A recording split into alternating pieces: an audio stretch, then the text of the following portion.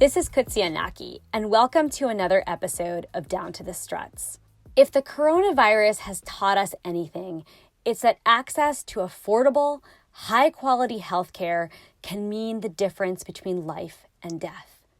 Last year, as emergency rooms and intensive care units were full to capacity, physicians had to make very difficult decisions about how to distribute scarce resources. Patients and their families relied on physicians to make these decisions in an unbiased, clear manner. Today, we'll listen in on my conversation with Dr. Iezzoni. Dr. Iezzoni is a professor of medicine at Harvard Medical School.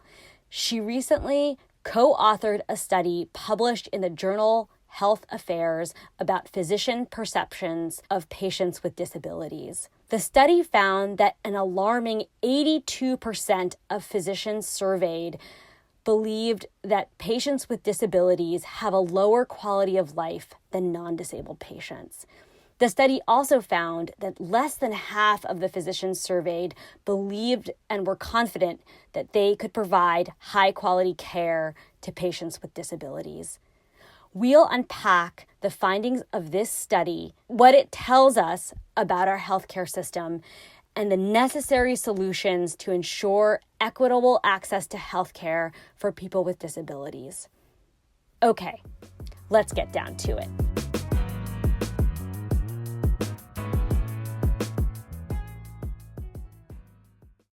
Dr. Iezzoni, thank you so much for joining me on Down to the Struts today. I really appreciate your taking the time to be with me. I'm delighted to be here with you, Kutsia, and please call me Lisa. Thank you, Lisa. I will do that. Okay, great. Great. So I wondered if we could start off by having you introduce yourself and talk a little bit about your background and what led you to your work on and your research which centers on the experience of people with disabilities in the healthcare system. All right. As you said, my name is Lisa Iezzoni. I identify as she, her. I'm a white woman, and I am pre-ADA. Okay.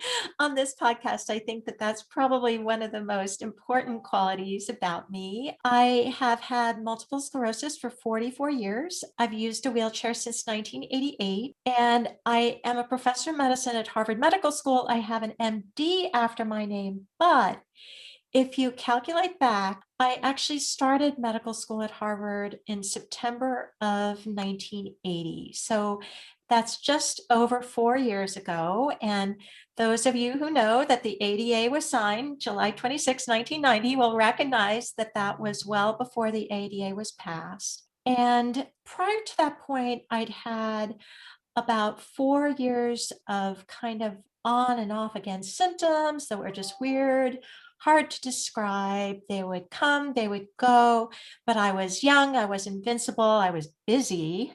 And so I never really had them evaluated. But when I started at HMS, Harvard Medical School, in September of 1980, they returned with a vengeance.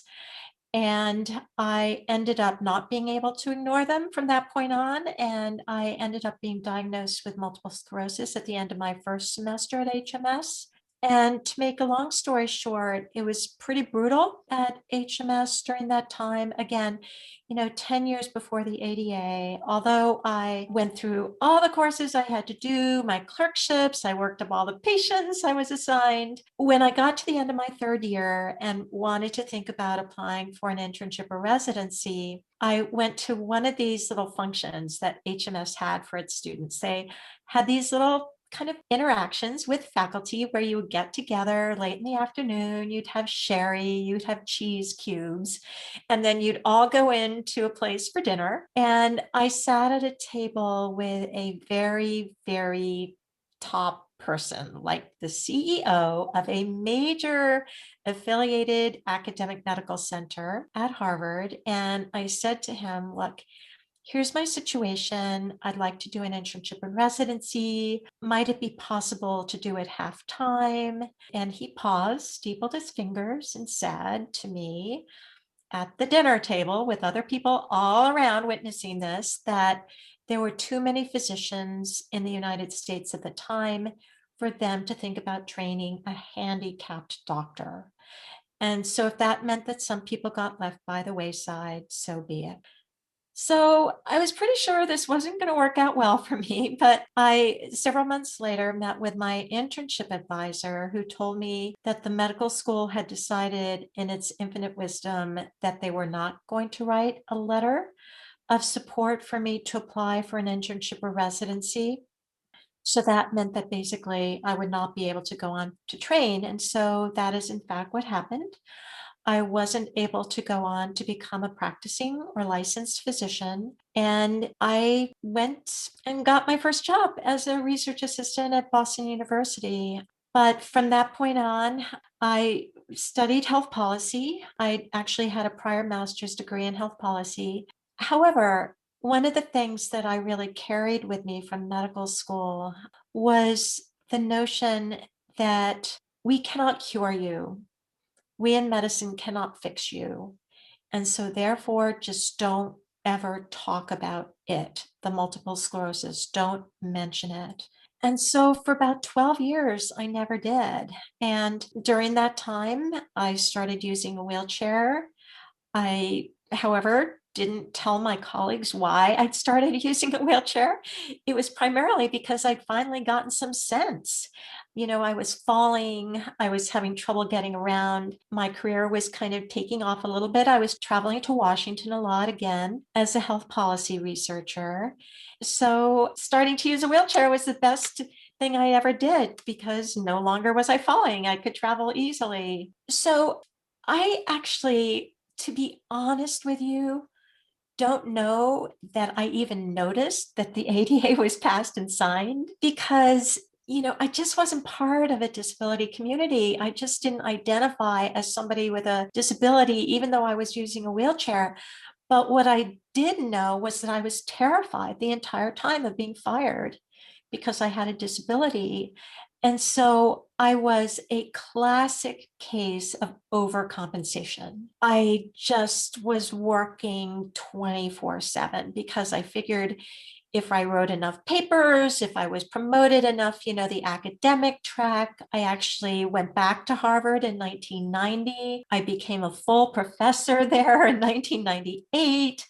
So just to do the math, that's actually pretty quick. But it was because of my absolute terror of being fired because of my disability. So I felt like I had to do all of this stuff. But once I became a full professor, I thought, okay, maybe they are not going to be able to fire me.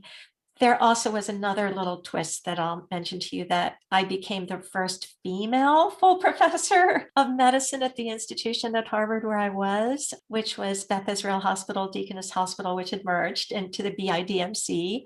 So I thought, okay, I'm the first woman full professor. It would be hard for them to fire me. So maybe I can pause now and just take a moment and say, okay, what do you really want to be researching at this point in your life? And one of the things that had happened to me as I was traveling back and forth to DC in my wheelchair was that people would talk to me in the waiting rooms. And they would say, I started out with a scooter type wheelchair because it was fabulous. I could tuck a suitcase under my legs. I had that cool little basket up front that I could put my purse in. And so people would come up to me and say, my legs are getting a little got arthritis. It's hard for me to get around. How can I get one of those? Or my brother has a problem. How can I get one of those for him? And so I started hearing from all sorts of strangers about how their mobility is impaired. And so I said to myself, why are they talking to me? Why aren't they talking to their doctors about this? And so I did a little research, what academics do, they do a lit search, and found that there was very, very little in the general medical literature to train the average primary care doctor about what to do to assist people whose mobility was beginning to fail. So I said to myself, something, this is what I'd like to study. And maybe now would be the time for me to start talking about my own disability. And I also realized that my attitude of being quiet about it, of being private, of not talking openly about when I had started using a wheelchair perpetuated the stigmatization of disability. I was part of the problem by not talking about it publicly. So from about 1998 or 1999, I think I wrote a paper that was actually published in JAMA on the Journal of the American Medical Association. That was the first piece that I'd ever written about my own experiences.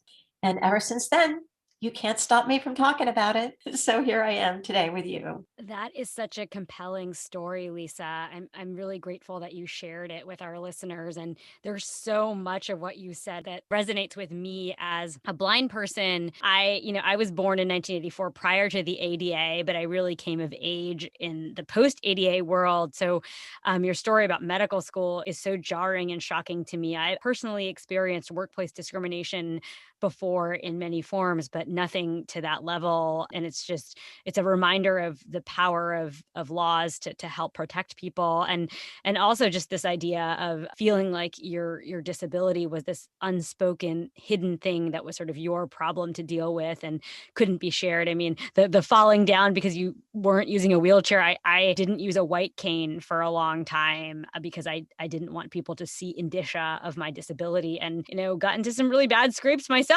including falling into some train tracks when I was in my 20s. There's so much of what you said that really resonates, and I think can resonate with a lot of our listeners. So I wanted to turn to what brought us together for this interview, which is that recently you and a team of other researchers published a really compelling article in the journal Health Affairs about physician attitudes towards disabled people or people with disabilities. And I was wondering if you could take some time to talk a little bit about that survey and what you found through the results of the survey. Sure, I'd be happy to. And let me just say that for pretty much all the years before that, all of my research had been very focused on people with disability themselves. I've done literally hundreds of interviews with women with mobility disability who are pregnant, with women with early stage breast cancer who are wheelchair users, with all sorts of people with different types of disability about their primary care. So I really understood kind of what is going on in healthcare from the perspective of people with disability, but I wanted to hear what physicians were thinking, because what I'd heard so often from patients were that doctors always make erroneous assumptions about us. They presume that they know about our lives, but they really are, frankly, clueless in many instances. And so they sometimes make recommendations that don't kind of fit with how we live our lives in any way, shape, or form.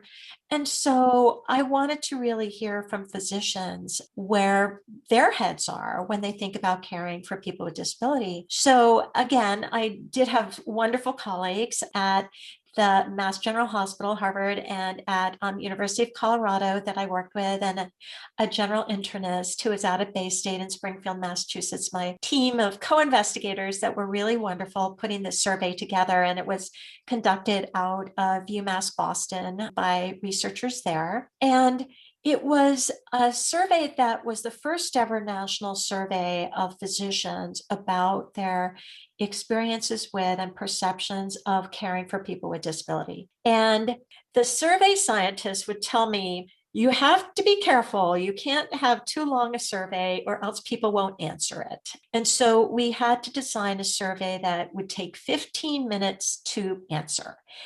But we had lots we wanted to know. And so I'm just telling you that up front because our survey was very, very broad, but it was not very deep. We asked questions about a lot of topics, but we weren't able to kind of plunge deeper into why people answered the way that they did.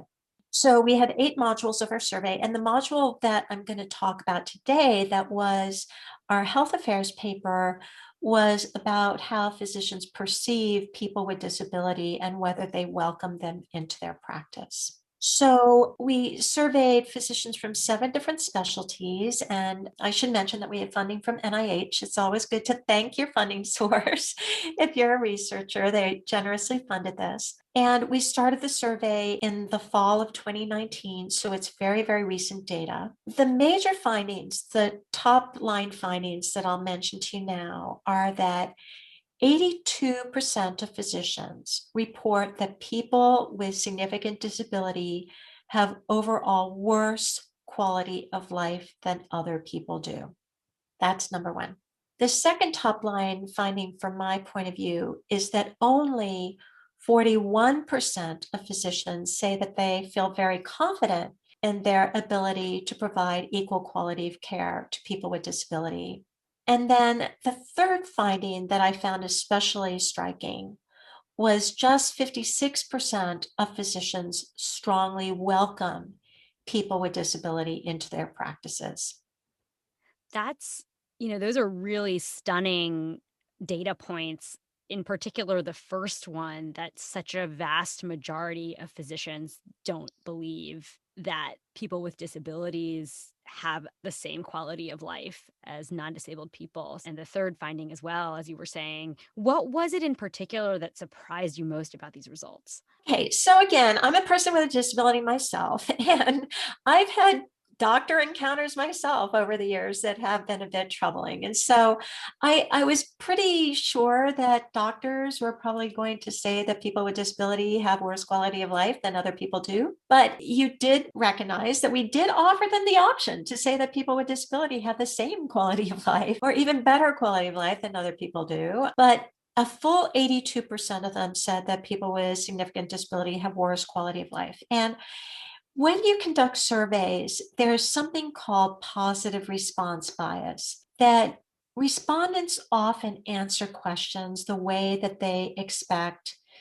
that people want them to answer questions. They want to please the surveyors unconsciously, and they want to answer in a way that would be viewed as socially acceptable.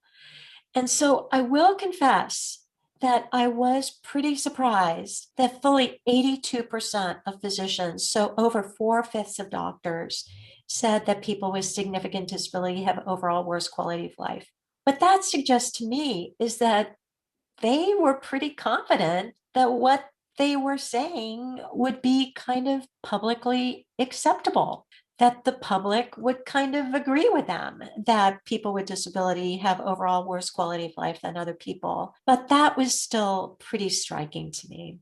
Yeah, and I think it reinforces, or it seems like it supports this idea that we've talked about on this podcast. And I know you've commented on past episodes about sort of structural ableism in our system. But it's interesting that I wonder whether the respondents would have been as candid in their response had they been asked about something else, which is whether people of different racial or ethnic backgrounds have a lower quality of life than others.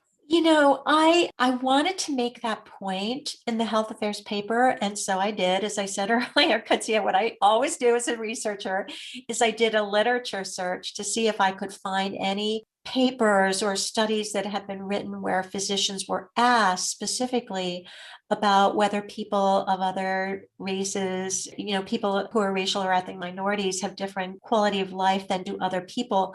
I could not find a paper along those lines.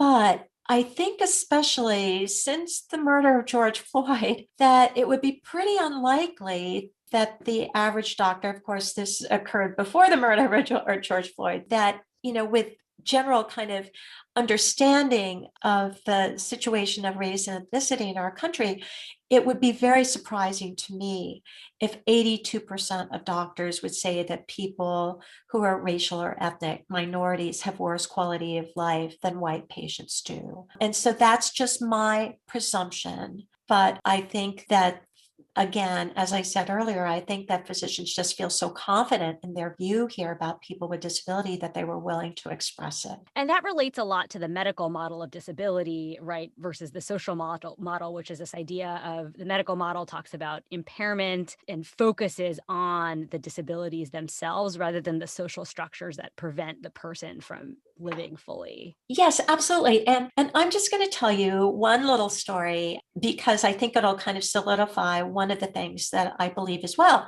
And that is that I think that physicians feel that because they were trained about physiology of disease and anatomy and all sorts of kind of scientific things about bodies, that they understand what the lived experience in a body might be. And so one day I was at a hospital that I used to work at, and one of the physicians came up to me and said, how are you doing, Lisa? And I said, I'm doing fine. And I was smiling and talking with him. And he said to me, you always seem so happy and cheerful when I see you. It's just so nice to talk to you because you're always smiling. And that must be because of the inappropriate euphoria of multiple sclerosis. Oh, wow.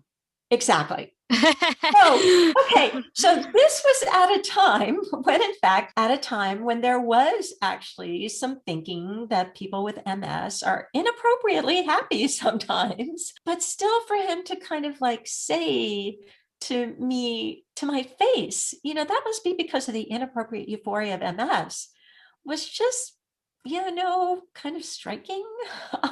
Yeah, I mean, because the implication is otherwise, no one who has to spend their life in a wheelchair would ever be smiling and happy. That's just not Exactly. possible. Yeah, right, exactly.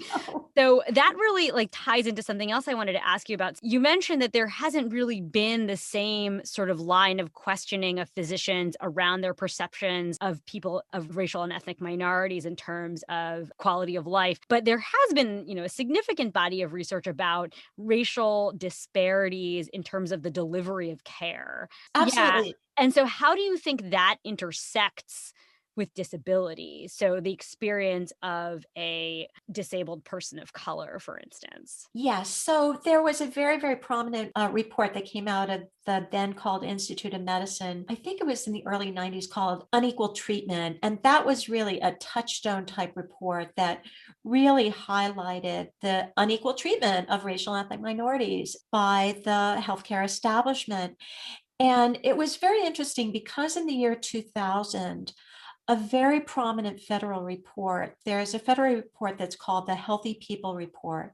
It comes out every 10 years from the public health system in the federal government. And it's about what the public health priorities should be for the next 10 years. And Healthy People 2010, which came out in the year 2000, was the first time that people with disability were listed as a disparities population. And so by that point, there had been enough data that was also able to show that people with disabilities also experience a lot of healthcare disparities. And so a lot of my work has been actually on researching healthcare disparities for people with disability. But you asked about the intersectionality of if you have both disability and you are minority, race, and ethnicity. And there is some evidence, primarily more qualitative evidence. I think that that is certainly the case. I think that there's been less quantitative research done on the intersection of race and ethnicity around disparities for people with disability,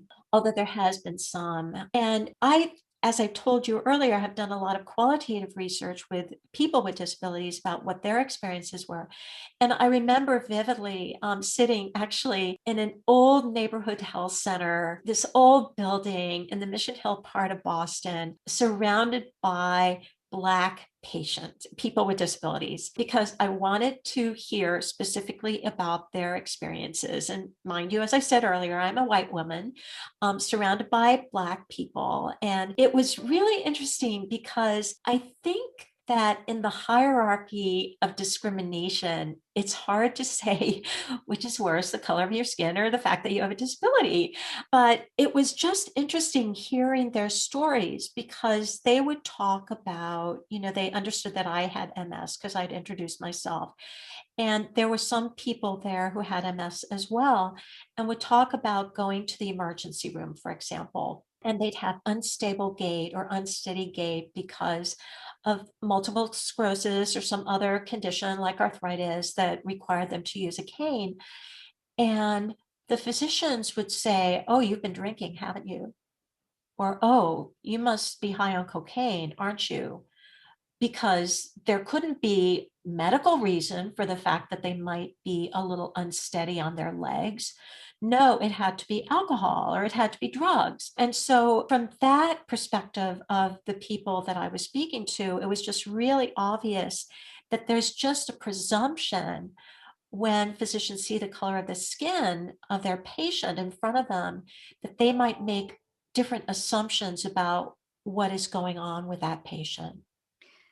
And that can be, truly calamitous for someone who needs acute care, for example. If you're making the wrong assumptions in your role as a physician or a provider, and you're not delivering the kind of care the person actually needs because you have a wrong impression about what the problem really is. Absolutely. And if you're going to be going to an emergency room, you probably have something that you want to talk to a doctor about. So, absolutely, that could be a calamity for people. Yeah, there was recently a Twitter thread just came out this week, and it was about a Black woman who was suffering from a condition and repeatedly went to the doctor. Nothing was done about it. And then ultimately it turned out she had some kind of severe gynecological condition and ultimately had to have her ovaries removed. She was told, had they identified this a couple of years earlier and listened to her complaints of pain, she wouldn't have lost her ovaries. And this was a Black woman. And I don't believe she identified as having a disability, but I think there's a lot of things at play there. There's race, and then there's also, I think there's been some study about the tendency in the medical field to ignore women's pain in particular. So disparities related to gender. So yeah, I mean, I think there's so much that's ripe for study here that I hope you research, because this is your area of expertise. Yeah, no, absolutely. The next question I wanted to ask you about is related to our here and now. So we're in the middle of a global pandemic, and I'm curious about what your observations have been about, what we've learned from your research about the perceptions of physicians and what that has meant for the delivery of care to people with disabilities who've had COVID. So there's been a couple of different issues on this front. The resources at various points in the height of the pandemic, where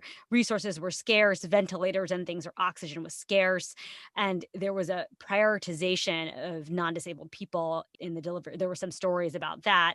And then on the vaccine side, there's been a lot of controversy about prioritization for who gets access to a vaccine first. Is it a healthy 65-year-old, or is it a younger person who has underlying conditions that render them more vulnerable to COVID? So I'm curious about what your observations have been about what you found in the survey is playing out in our real world right now with the pandemic. Well, those are all really, really great questions. And as soon as I started my almost now 1 year home isolation, which was like March 15th, I took the subway home from my office. I was like one of three people on the subway, and I haven't left since. At that point, I thought, okay, I'm going to get a lot of work done. It'll be quiet at home.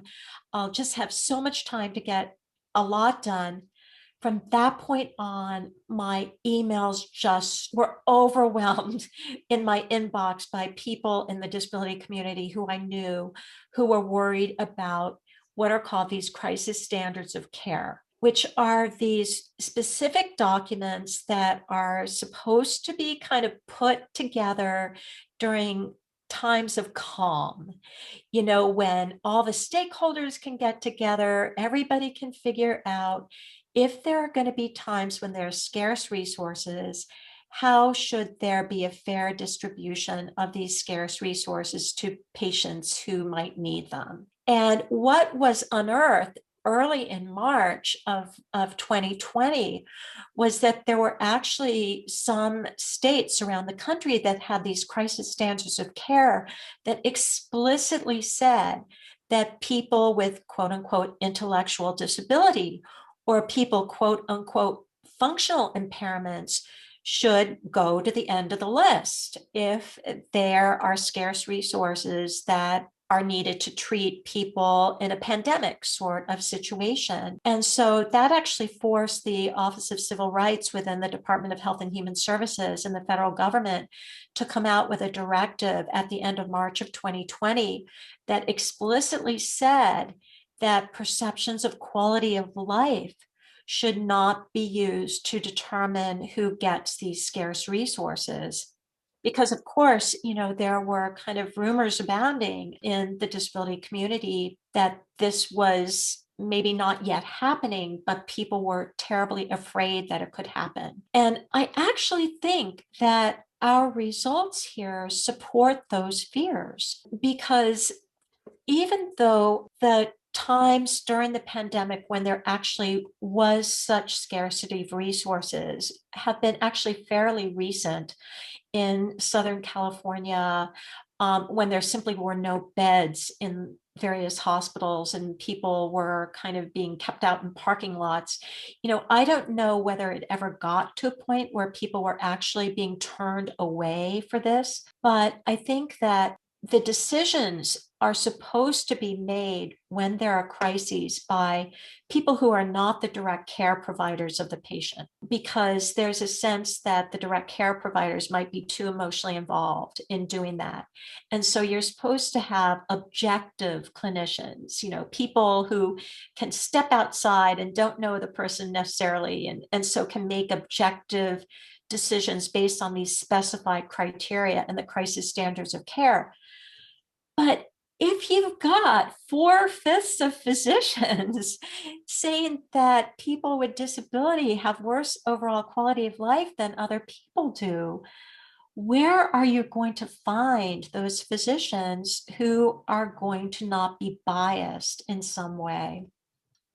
That's a real challenge, and I think that's where what HHS Civil Rights Office did and other sorts of safeguards in policies that prevent that sort of subjective decision making entering in to how the crisis plan is created is really critical, so that people remember that you cannot leverage someone's disability status to make decisions about whether or not they are prioritized for care. Yes, that's really so right. And you asked about vaccines. Now, as you know, vaccine decisions are being made by localities, by states and local regions. And so there is guidance coming out of the CDC, but that's only recent, since the Biden administration was put in place. There's been more focus on that. But what I have heard from people around the country is that different states are doing this quite differently. And in fact, in my state, it was very interesting because they prioritized healthcare workers. And among healthcare workers, they actually prioritized people who provide home based personal assistance services. So, for example, I heard from a young woman who uses a wheelchair and has full time kind of personal assistance services. And her PA, her personal assistant, had been immunized, but she hadn't yet been immunized. And that's because some people with disability had not yet been prioritized. So even though the people who provide their supports within the homes had been able to get the vaccines, the person with a disability themselves had not yet been able to. And so I think that we also know about what has happened in nursing homes and congregate living settings. And I actually was just early this morning looking at some data that has come out that suggests that ever since nursing homes have started widely immunizing their residents, and most of the residents have some sort of disability, that there actually has been a tremendous drop in the new incidence of COVID-19 cases. And so that is simply a fact, because these places were prioritized and the vaccines were. This is something that, again, I think localities are having to make decisions, but the local disability advocates are really kind of pressing for them to be more highly prioritized than they've been. Yeah, I know this really came into controversy, for example, in California when people over 65 were blanketly prioritized without the nuance of like there could be people younger than that age that need the vaccine more urgently. So not to say it's a zero sum game, but I think there were some interesting questions that arose out of, for example, California's approach as well, which have been sort of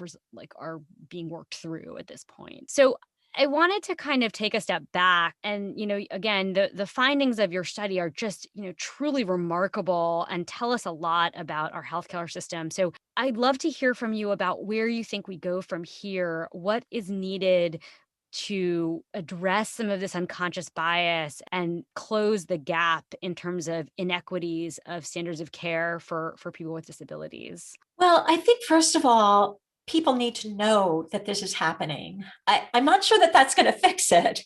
There's been pretty widespread knowledge about racial and ethnic disparities in care, and that certainly hasn't fixed that. But I think at least being conscious that people with disability do experience disparities with care, and the fact that perhaps physician bias might be contributing to that also, I think, needs to be understood, because there is a lot of education now, not only at medical schools, but also among practicing physicians, about how to approach situations where your implicit biases could be affecting the care that you provide to patients. And it's not always clear how effective that education is. The research that suggests that that type of education is effective is not that strong, but at least it's a starting point. One of the things, though, that concerns me is that a lot of the solutions that people talk about, which is training medical students to do better in caring for people with disability, are very long-term solutions. And so it's going to take a while to put out enough young doctors who are not biased against people with disability, if in fact we can do that, to be able to care effectively for the population who needs medical care. I think, frankly, Kadzia, that what we need to do is to train people with disability themselves to be their own advocates in their healthcare situations, and their family members or their friends or whoever they have who can be their advocate. Let me just say that every person, regardless of how healthy they are, in the US healthcare system needs an advocate. Simply because we know that there are errors in care, there's neglect in care, there's problems with care. Everybody, regardless of whether or not they have a disability, regardless of the color of their skin, needs an advocate when they get health care in the United States. And so I think that people with disability need to feel more comfortable questioning their doctors, more comfortable making sure that they don't leave the office until all their questions are answered, and just being more proactive to try to make sure that the concerns that they come to the office with are addressed by their physicians. Yeah, I think that there's a lot of education on both sides. And again, neither of those solutions are mutually exclusive. I think there is an incredible imperative to make sure that young physicians and medical students are educated about the social versus the medical model of disability, about the history of disability rights, and are coming out of their training with a much different perception about people with disabilities. But you're absolutely correct that being able to engage in effective self-advocacy is another area of education that's really necessary. And so relatedly, we talk a lot in this podcast about language and how we talk about things. And one thing that you and I had an exchange about before this interview was our, I think you described it really well, our asynchronous use of language. So I use identity first language, so saying disabled person, and you use person first language, people with disability. So can we take a step back? And I'd love to hear your perspective on the use of the person first language in your context, which is in, healthcare research. Yes, well, that I'm really glad you brought that up, because I've listened to a few of your podcasts before I joined your podcast, and so was very, very struck by your use of language. And you actually had a great podcast that was explicitly about language that I learned a lot from. And I actually had to train myself to do the people first language, because again, remember, I graduated medical school the year you were born. You confessed to me. So, class of 1984. And so the language about disability going back to those years was even kind of different than it is, very different than it is now. But I use people first language because I view as my mission in life to try to educate the medical community to the best that I can in my own little sphere of influence. And I know that physicians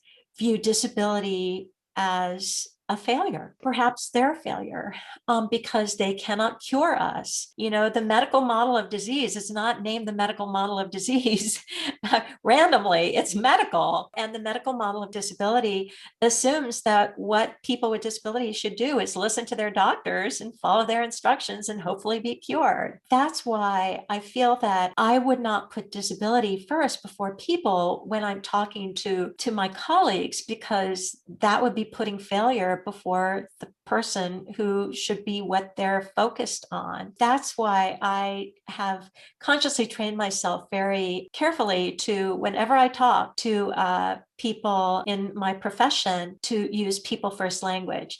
Now, of course, when I'm out with people in the disability community, I use language like crip time and, all sorts of words that we within our own community can use. But when I'm out trying to serve as an educator for people in the medical field, I feel that using the people first language will be less disruptive to the message that I want to convey.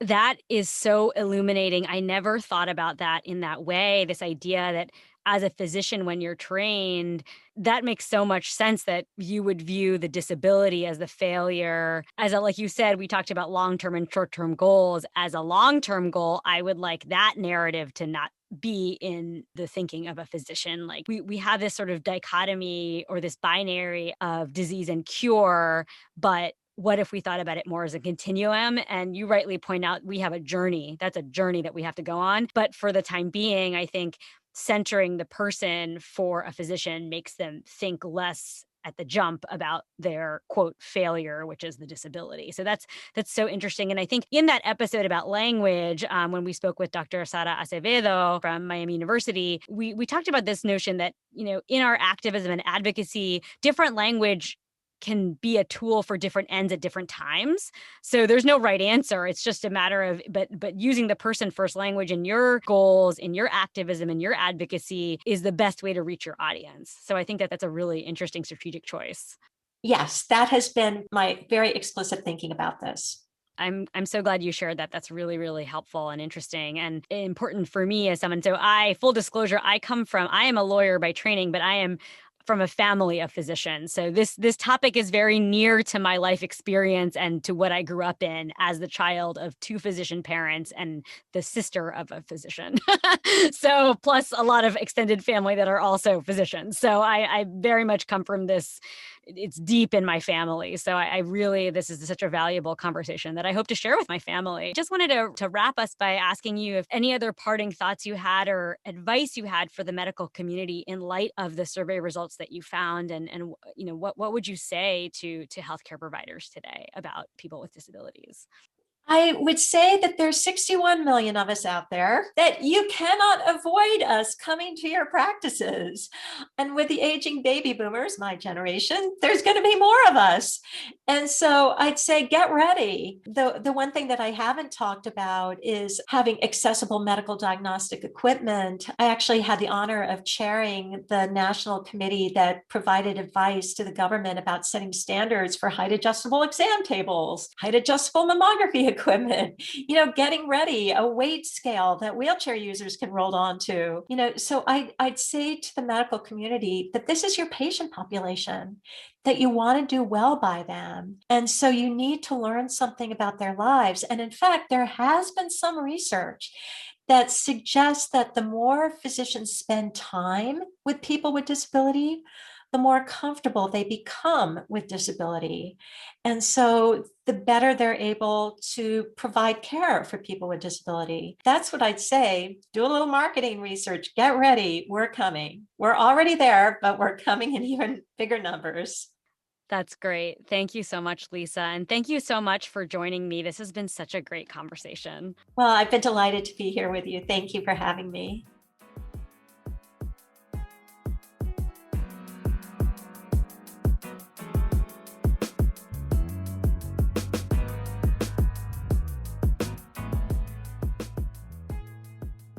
Thanks for listening to this episode of Down to the Struts. This podcast would not be possible without the energy and creativity of Adrienne Kong, Ilana Nevins, and Avery Anapol. To learn more about the project and access resources from this and past episodes, visit our website at www.downtothestruts.com. You can subscribe, rate, and review the podcast on Apple Podcasts, Spotify, Stitcher, or wherever you love to listen. You can also follow us on Facebook, Twitter, and Instagram. Thanks as always for your support, and looking forward to the next episode so we can get back down to it.